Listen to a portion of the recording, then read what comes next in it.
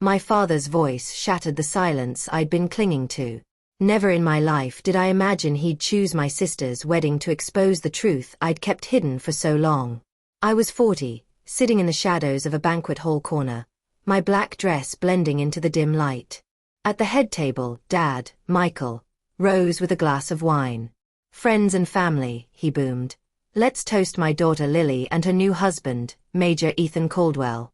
A Marine who charges into battle with fearless courage." The chatter quieted. Every eye turned his way. I fiddled with my napkin, feeling like a stranger among cousins I barely knew. "Ethan's a warrior," Dad pressed on, pride dripping from every word. "He leads men through fire, just like his uncle did in Desert Storm. That's real bravery." My chest tightened. I knew that tone, admiration for someone else, wrapped in disappointment for me. "And then," Dad added, his gaze shifting, "there's my other daughter, Rachel." He nodded toward me. Every head swiveled, pinning me in place. "She's got some job with the Marines. Probably pushing papers or brewing coffee." Laughter rippled across the tables. At the front, Lily, stunning in white, mouthed a silent apology. "Truth is," Dad went on, voice heavier now, "Rachel once tried for officer school but couldn't cut it.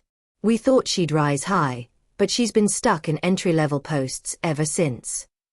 From a nearby table, Uncle Greg leaned close to whisper, loud enough for all to hear. "Didn't she wash out of training?" Dad sighed, shaking his head. "Yep. Couldn't take the pressure. Still, at least she's got a steady paycheck, even if it's not the career we hoped for." Heat surged up my face. I gripped my glass tighter, staring down as humiliation spread like fire. Across the room, Ethan's eyes flicked toward me, unreadable. Dad lifted his glass. "To Lily, Ethan, and the honor of true Marine grit." Glasses clinked. I sat frozen, his words cutting deeper than I let show. I considered slipping away when Ethan approached. Dressed in blues, he stopped at my table and said quietly, "Ma'am, may I have a word?" Surprised, I followed him out to the patio, where cool air cut through the noise inside. He rubbed a hand over his short-cropped hair. "Colonel," he began, then faltered.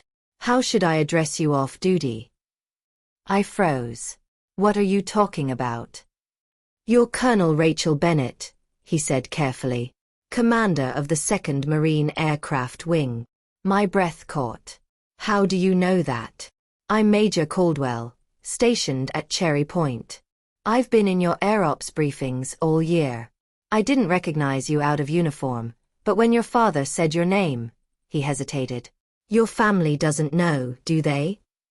I glanced back at the glowing hall where Dad laughed among guests. "No, they don't. You lead a wing," he said, astonished. "AV 8B Harriers, 18 years of service. Navy Cross, 2 Silver Stars. And he just told everyone you shuffle emails." "Keep it between us, Major," I said firmly. "He thinks you're a failure." Ethan's jaw tightened. "You've flown combat missions. Commanded squadrons. How could he not know?" "I stopped telling him," I admitted. "When I made Major, he claimed women couldn't handle combat. So I let him believe whatever he wanted." Lily appeared, heels clicking across the stone. "Rachel, are you all right?" She looked between us. "Congratulations," I told Ethan quickly, stepping aside. "Why did you call her ma'am?" Lily asked, teasing. "She's my sister."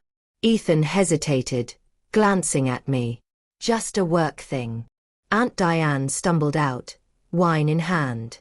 "Rachel, tell Ethan about your little Marine office job. I'm sure he'd find it riveting." Ethan's eyes darkened. "And what job do you think she has?" "Michael said she never made officer," Diane laughed. "But hey, she's got stability." Ethan opened his mouth, but I cut in sharply. "It's fine." He ignored me and strode back inside. My stomach sank. "Oh God," I whispered. "What is it?" Lily asked, confused. I could only watch as Ethan reached my father's table. Dad's grin faltered when Ethan spoke. Murmurs spread. Glasses paused mid-air. Finally, Dad shot to his feet, his glass toppling. "Rachel," he barked, crossing the room with Ethan behind him. "Ethan says you command an air wing. Is that true?" "Yes," I said evenly. The room hushed. Faces turned. Dad's expression twisted. First disbelief, then shame. "Why didn't you ever tell us?" "You never asked," I said. "You decided I'd failed before I ever began." "But you flunked officer school," Aunt Clara stammered. "No," I replied. "You assumed I did. And for 18 years, no one bothered to ask otherwise." Tears shimmered in Lily's eyes. "Rachel, you never said you flew jets." "Would you have believed me?" I asked. Silence fell heavy. Dad's voice cracked. "I thought. I assumed." "You assumed," I echoed. "When I made captain, you called it luck. When I earned my wings, you said it was a handout. So I stopped telling you." Ethan stepped forward. "Colonel Bennett is one of the Corps' finest leaders. Her pilots would follow her into hell. I've seen it myself." "Ethan," I warned, "that's enough." "No, ma'am. They need to hear this. She's commanded missions that saved countless lives, operations beyond imagination, all while her family thought she stamped paperwork." Lily broke down in sobs. "We should have known." "You couldn't," I said softly. "I never told you. I didn't think you cared."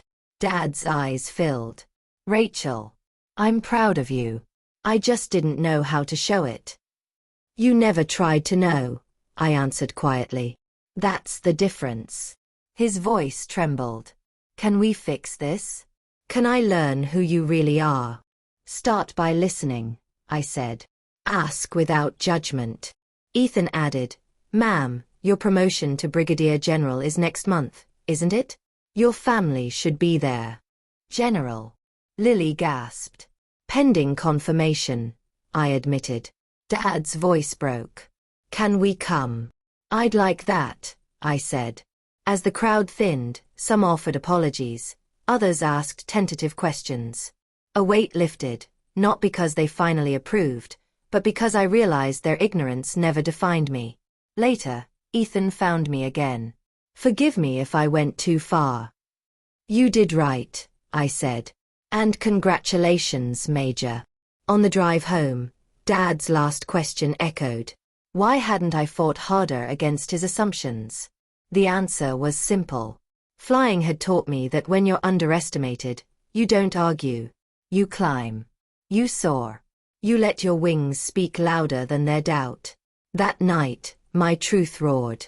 And in that quiet victory of finally being seen, I found not revenge, but clarity. I had always been enough, whether they recognized it or not.